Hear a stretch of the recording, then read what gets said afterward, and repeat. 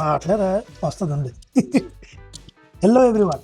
So మనమైతే ఈ John 26న travelling start చేసాం. కర్ణాటక కవర్ చేసాం. అండ్ ఆల్సో ఢిల్లీ వెళ్ళాం. తర్వాత జైపూర్, అల్వర్, దౌసా అండ్ ఇప్పుడు జైసల్మేర్లో ఉన్నాను.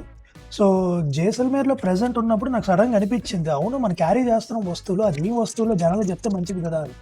సో బేసిక్గా అందరూ క్లోత్స్ అండ్ షూస్ మ్యాండేటరీగా పట్టుకుంటారు.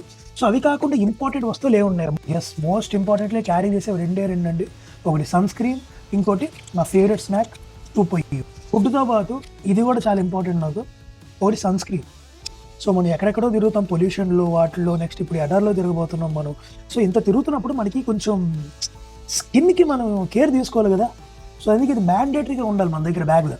అన్నిటికన్నా ఇంపార్టెంట్ భయ ఇదే, కానీ లేకపోతే జైసల్మేర్లో నేను ఒక రోస్టెడ్ పీనట్ అయిపోయేవాడిని, పల్లీలాగా.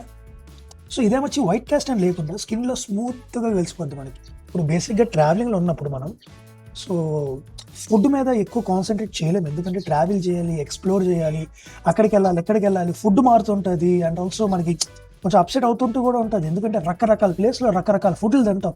సో అన్నిటికన్నా కాన్స్టెంట్గా ఒక బ్రేక్ఫాస్ట్లో లేకపోతే ఎనర్జీ లెవెల్స్ లోగా ఉన్నప్పుడు మాత్రం ఖచ్చితంగా ఇదైతే ప్రిఫర్ చేస్తాను నేను. సో ఎందుకంటే ఏం లా జస్ట్ ఓపెన్ చేస్తాం, తినేస్తాం. అట్లేదా వస్తుందండి.